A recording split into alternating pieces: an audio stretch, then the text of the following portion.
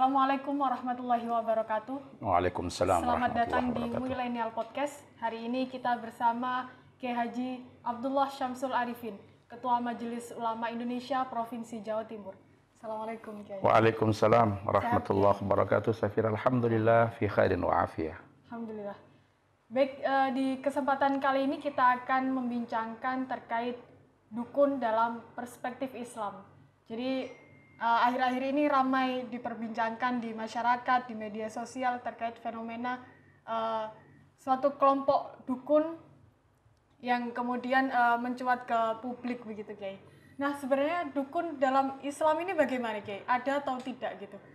Jadi kita harus mengembalikan dulu kepada takrif atau definisi dukun yang dimaksudkan dengan kata dukun itu apa dan seperti apa. Kalau di tengah-tengah masyarakat, istilah dukun itu sudah jamak di kalangan orang Indonesia, tetapi maknanya pertama, dukun itu merujuk kepada seseorang yang memiliki kemampuan untuk membantu perempuan yang hamil yang akan melakukan persalinan. Itu yang sering disebut dengan dukun bayi. Yeah. Itu umum, itu disebut dengan dukun juga, bahasa Jawanya juga dukun, kalau dalam bahasa Maduranya itu dukon. Nah, dukun yang dimaksudkan di situ adalah dukun tukang pijet urut, atau dukun bayi. Kalau seperti ini, dalam pandangan Islam ya tidak ada masalah. Mereka yang membantu orang lain yang sedang ingin mendapatkan pelayanan terkait dengan hajat-hajat pribadinya. Di antaranya agar supaya perempuan yang hamil itu lancar di dalam persalinan. Tapi kemudian ada pula yang mendefinisikan dukun itu adalah orang yang memiliki keterampilan dan kemampuan di dalam pengobatan.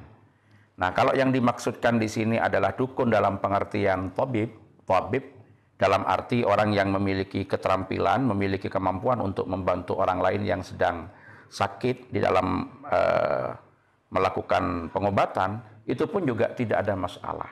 Apalagi kalau yang dilaksanakan adalah praktek at-tibbun nabawi. Jadi pengobatan-pengobatan ala Nabi. Jadi orang tersebut misalkan meramu beberapa daun-daunan, beberapa tumbuh-tumbuhan, beberapa buah-buahan yang kemudian secara ini tajribat dengan diuji beberapa kali kemudian memiliki khasiat-khasiat tertentu untuk menyembuhkan penyakit-penyakit tertentu. Hal ini sudah terjadi sejak lama ketika praktek pengobatan-pengobatan ala modern dengan menggunakan alat-alat kimia, hasil temuan-temuan di laboratorium itu sebelum umum ada di masyarakat. Nah, itu juga disebut dukun umumnya. Dukun yang membantu pengobatan di tengah-tengah masyarakat. Tetapi kalau dukun kemudian bergeser maknanya sebagai terjemahan daripada kahin misalkan.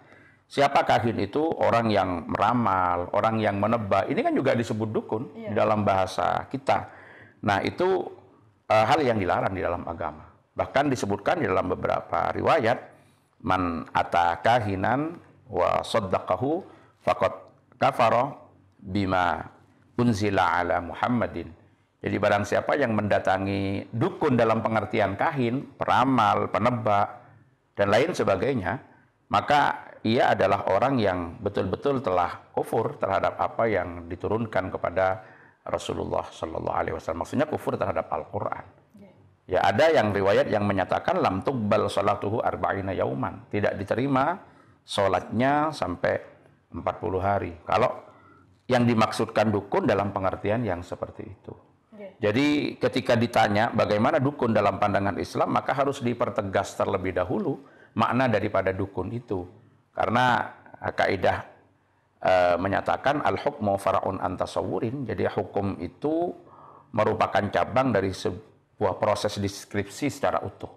Jadi kalau yang dimaksudkan dukun bayi, kemudian dukun pijet, atau dukun yang memiliki kemampuan pengobatan-pengobatan tradisional dengan memanfaatkan tumbuh-tumbuhan, dedaunan, buah-buahan, dan lain sebagainya, kemudian dia bikin obat, dia bikin jamu, itu memang hal yang terjadi sejak zaman dahulu untuk di dalam dunia pengobatan. Nah, akhir-akhir ini kata dukun memang terus melebar maknanya. Tidak hanya melakukan pengobatan-pengobatan ala tradisional, tapi kemudian dicampur dengan hal-hal yang berbau klinik. Entah itu memang merupakan keahliannya atau didasarkan kepada tipu-tipu yang dilaksanakan di masyarakat agar masyarakat itu percaya. Misalkan ada orang sakit begini, kemudian dilakukan cara-cara tertentu, bisa keluar paku, bisa keluar ini. Kemudian sampai menimbulkan asumsi-asumsi di masyarakat, berarti ada yang mensihir saya, berarti ada yang berbuat tidak senonoh kepada saya. Ini lebih banyak faktor tipu-tipunya. Memang kita tidak mengingkari adanya sesuatu yang luar biasa terjadi. Kalau dalam bahasa Arabnya disebut dengan amrun khariqul adah. Sesuatu yang terjadi luar biasa. Nah, sesuatu yang luar biasa ini memang merupakan anugerah Allah, pemberian dari Allah. Pertama, kalau itu terjadi kepada para anbiya, amrun khariqul adah terjadi kepada para nabi, maka itu disebut mukjizat. Misalkan menghidupkan kembali orang mati seperti yang mampu dilakukan oleh Nabiullah Isa alaihi salatu wassalam, termasuk juga pertanyaan Nabiullah Musa, ya Rabbi arini kaifa tuhil mauta dan lain sebagainya. Kemudian dari tongkat bisa menjadi ular, misalkan dari jari-jari Rasulullah kemudian keluar air dan lain sebagainya. Itu adalah amrun khariqul adah yang dinamai mukjizat karena dialami dan terjadi kepada para nabi. Kalau amrun khariqul adah itu terjadi kepada para kekasih Allah, kepada aulia Allah, kepada para ulama, itu disebut dengan karomah. Jadi banyak juga sesuatu yang terjadi luar biasa di luar nalar manusia, tidak mengikuti ketentuan hukum alam yang terjadi pada umumnya. Jadi makanya disebut dengan amrun khariqul adah karena memang tidak terjadi semestinya, tidak terjadi sesuai dengan umumnya. Maka itu juga ada dan disebut dengan karomah. Tetapi bedanya kalau karomah itu adalah suatu kelebihan yang diberikan oleh Allah dan akan dipergunakan oleh para ulama untuk kepentingan-kepentingan yang baik, kepentingan-kepentingan dakwah ilallah, untuk membantu orang yang membutuhkan, menyadarkan orang dari satu kesalahan. Intinya dimanfaatkan pada hal-hal yang baik. Beda dengan praktek-praktek perdukunan yang dengan mengedepankan kemampuan pada sisi itu yang sering orang sebut dengan kesaktian dan lain sebagainya. Apakah benar atau tidak, tetapi kadang-kadang tujuannya adalah tujuan-tujuan komersial. Seperti itu. Jadi kalau itu tidak diperkenankan. Karena kalau memang karomah, itu pasti akan dimanfaatkan di jalan yang baik dan tidak dipamer-pamerkan. Jadi karomah itu justru sesuatu kekuatan atau kemampuan untuk menghadirkan sesuatu yang luar biasa yang ada pada hamba-hamba pilihan Allah, yang tingkatannya di bawah Nabi, itu para ulama, para aulia, yang akan mereka gunakan untuk kebaikan, untuk mengajak pada kebaikan, untuk dakwah, menghindarkan daripada kemungkaran, atau mengingatkan orang-orang yang tersesat, untuk menandingi. Tetapi juga ada amrun khariqul adah itu yang terjadi kepada orang-orang musyrik, yang terjadi kepada orang-orang kafir, yang terjadi kepada orang-orang fasik. Itu yang disebut dengan sihir. Sihir itu juga amrun khariqul adah, sesuatu yang keluar daripada kebiasaan. Maka itu juga ada. Nah, disinilah kadang-kadang terjadi pergeseran dan bahkan pertukaran nomenklatur dan istilah yang terjadi di masyarakat. Apa itu? Mendukunkan kiai dan mengkiaikan dukun. Nah, itu problem besar. Jadi ada orang yang tidak bisa membedakan antara dukun dengan kiai.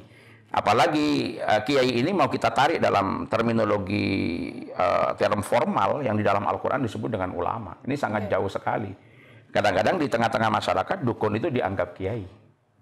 Dianggap kiai, sehingga ini akan terjadi distorsi dan penurunan terhadap martabah kiai yang sebenarnya.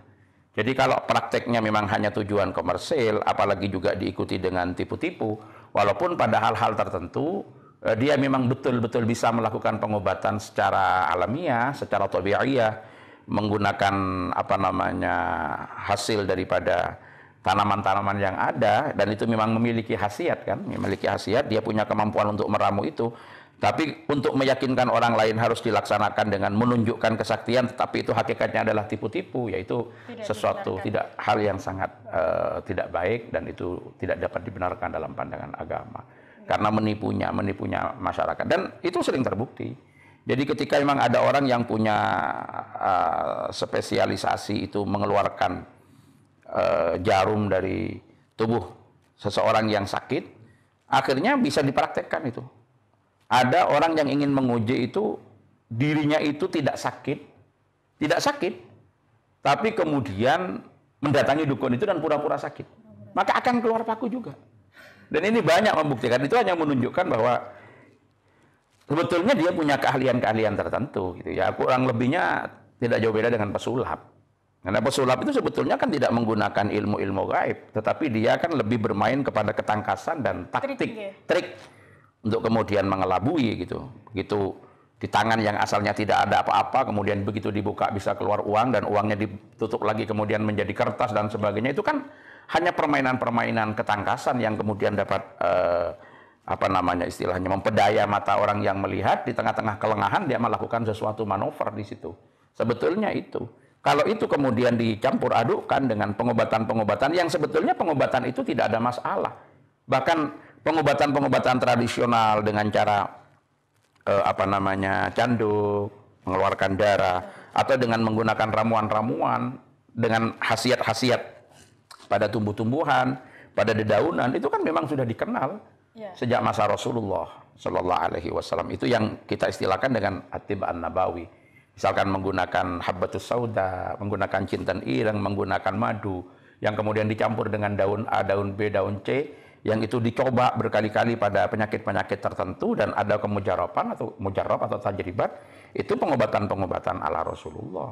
Kalau dukun itu yang dimaksudkan hanya keahliannya di situ dan melakukan apa adanya, dan itu banyak juga dianggap dukun di masyarakat, nggak ada masalah. Yang problem yang barusan itu. Memang yang ramai sekarang itu kan dukun yang kahin tadi, Kiai. Mereka yang menggunakan ilmu hitam begitu. Betul. Dan ini banyak dipercayai oleh masyarakat begitu. Nah, ini bagaimana, Kiai? Iya, artinya masyarakat memang harus mampu membedakan bahwa sesuatu yang luar biasa itu tidak hanya terjadi para anbiya, para nabi, tidak hanya terjadi kepada ulama dan aulia, bahkan tidak hanya terjadi kepada muslim yang baik yang disebut dengan maunah, dan itu juga bisa dimiliki oleh orang-orang fasik. Tetapi lagi-lagi itu namanya beda, namanya adalah sihir.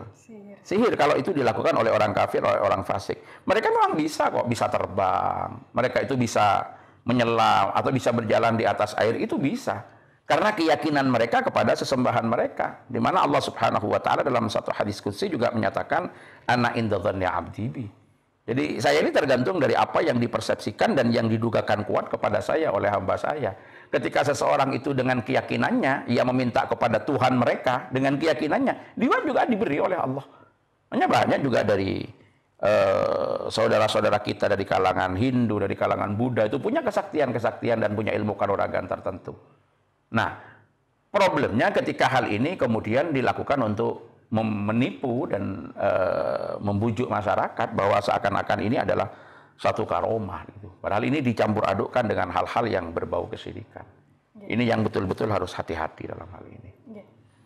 Kemudian ada misalnya oknum dukun tersebut. Kemudian mereka menggunakan ilmu-ilmu hitam tapi mengkomparkan dengan misalnya dengan sholawat, dengan zikir-zikir tersebut untuk menarik perhatian masyarakat begitu, Kiai. Itu talbis namanya. Jadi mencampur adukkan. Wala talbisul haqqa bil batil dalam bahasa Al-Qur'an. Jangan campurkan barang yang hak itu dengan barang yang batil. Sholawatnya itu benar. Sholawatnya benar. Kita tahulah fadilah sholawat itu seperti apa. Man shalla alayya salatan wahidatan sallallahu alaihi biha asyran. Satu kali sholawat akan mendatangkan 10 rahmat. Dan dari satu salawat yang kita baca akan menghapuskan 10 kesalahan, akan meninggikan kepada 10 derajat. Dan itu adalah fadilah daripada salawat. Tapi kalau kemudian dicampur adukkan, seakan-akan yang ditonjolkan ini adalah salawat, atau yang ditonjolkan adalah al-azkar al-waridah, memang zikir yang datang daripada Rasulullah Shallallahu Alaihi Wasallam, ada aurat-aurat tertentu yang diajarkan oleh para salafun as-saleh, tapi kemudian dikombin dengan sesuatu yang berbau kesyirikan, itu tidak boleh dilakukan. Artinya pada hakikatnya prakteknya adalah sesuatu yang memang berangkat daripada persenyawaan lah, atau mungkin kong kali kong dengan jin, dengan setan, tapi kemudian dikamuflase di permukaan seakan-akan itu adalah sholawat, seakan-akan itu adalah zikir. Kalau memang ditujukan untuk menipu, ya ini adalah perbuatan yang sangat keji di dalam Islam. Nah, kalau yang dukun kahin tadi, Iya. apakah dalam sejarah-sejarah itu sudah ada, Kiai? Oh Misalnya iya, dalam betul. zaman Jadi Rasulullah. dari dulu itu sudah ada ya istilahnya tukang tebak, ya, ya ahli nujum, itu kan banyak itu yang kemudian dia menggunakan kemampuannya untuk melihat terhadap fenomena-fenomena alam, bahwa sesuatu itu akan terjadi berulang, tapi kemudian dengan beberapa analisa yang ia lakukan, kemudian digunakan untuk nebak-nebak sesuatu yang seakan-akan itu adalah hal yang gaib. Nah, itu ada. Makanya kan kita dilarang untuk mendatangi orang-orang tersebut, karena ini akan sangat mempengaruhi terhadap kemurnian akidah kita. Oke. Kemudian kita kan sering menemui misalnya bertemu dengan kiai ulama, Iya. minta suwuk begitu, Kiai. Itu apa bedanya? Beda, itu kan minta didoakan. Oh begitu. Iya, kalau mendoakan, ya bahasa suwuk seperti itu, mendoakan dan sebagainya, itu sudah sejak zaman Rasulullah sering kali melakukan hal itu untuk mendoakan para sahabat. Ya, mendoakan sahabat yang sakit, kemudian mendoakan mereka yang sedang ini hamil misalkan, itu kan didoakan. Itu doa. Ya, jadi yang kita bahasakan dengan suwuk, selama tidak diikuti dengan hal-hal yang tadi menyimpang dan bertentangan dengan syariat. Kalau mendoakan sangat bagus sekali. Kita kan bahkan siapapun di antara kita ketika melihat atau menemukan saudara kita yang sakit, kita juga dianjurkan mendoakan.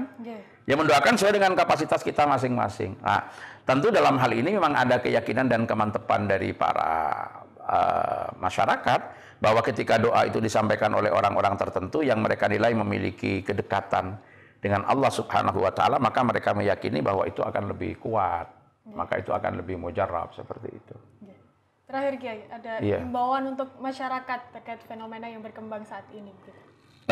Intinya masyarakat memang perlu mendapatkan pengetahuan dan pencerahan dan harus terus belajar. Ketika memang mereka tidak memahami terhadap beberapa fenomena yang terjadi, maka jangan sungkan-sungkan bertanyalah kepada ahli ilmu, bertanyalah kepada para ulama. Fas'alu ahla dzikri in kuntum la ta'lamun. Kemudian jangan dikaburkan dengan hal-hal yang menyimpang. Jadi kalau tadi ditanyakan bagaimana dukun dalam pandangan Islam, maka kita harus selesaikan dulu definisinya, dukun yang mana. Kalau dukun itu dukun bayi, kalau dukun itu dukun pijet, kalau dukun itu adalah orang yang ahli pengobatan tradisional dengan memanfaatkan tumbuhan, dedaunan, dan buah-buahan, kenapa tidak? Dan itu yang memang terjadi sebelum banyaknya obat-obat yang kimiawi yang muncul di apotek-apotek berdasarkan penelitian dari para apoteker dan kemudian para ahli pengobatan yang di situ dengan menggunakan alat-alat modern, laboratorium dan lain sebagainya. Maka ini yang berlaku di tengah-tengah masyarakat. Misalkan ada daun tertentu bisa mengobati luka cepat kering, bisa mengobati gatal-gatal, bisa menurunkan kolesterol. Itu kan orang yang punya keahlian ini juga disebut dukun. Kalau dukun ini nggak ada masalah. Tetapi yang kemudian mencampur adukan dengan ilmu-ilmu yang di situ nyata-nyata ada persekutuan dengan jin, ada persekutuan dengan syaitan, kemudian dilakukan dengan sesuatu yang melanggar aturan syariat, maka kita harus hati-hati dan kita harus menghindari hal yang semacam itu. Kemudian kita juga harus memahami, para masyarakat semuanya, bahwa amrun khariqul ada itu memang ada. Kejadian luar biasa itu ada, tapi harus mampu membedakan. Kalau itu terjadi pada anbiya disebut dengan mukjizat, kalau ada pada ulama disebut dengan karomah, kemudian kalau ada pada orang-orang fasik maka itu akan disebut dengan sihir. Dengan demikian, tatkala ada orang punya kesaktian, punya kemampuan yang luar biasa, maksudnya yang tidak umum, dia bisa terbang, dia bisa berjalan di atas air, dia bisa kebal dan lain sebagainya, tetapi ada perilaku-perilaku yang zahir menunjukkan bahwa perbuatan itu bertentangan dengan syariat, maka jangan percaya orang tersebut. Apapun kemampuannya. Baik, terima kasih, Kiai. Sama-sama. Jadi kita harus memahami dulu sebenarnya dukun yang kita maksud itu seperti apa begitu, Kiai. Iya. Kemudian kita bisa menghukumi apakah itu boleh untuk kita ikuti atau tidak begitu. Baik, terima kasih. Sama-sama, Safira. Semoga diskusi kita hari ini bisa bermanfaat untuk pendengar sekalian. Sekian dari saya. Mohon maaf jika ada kesalahan. Wallahul muwaffiq ila aqwamit thoriq. Assalamualaikum warahmatullahi wabarakatuh.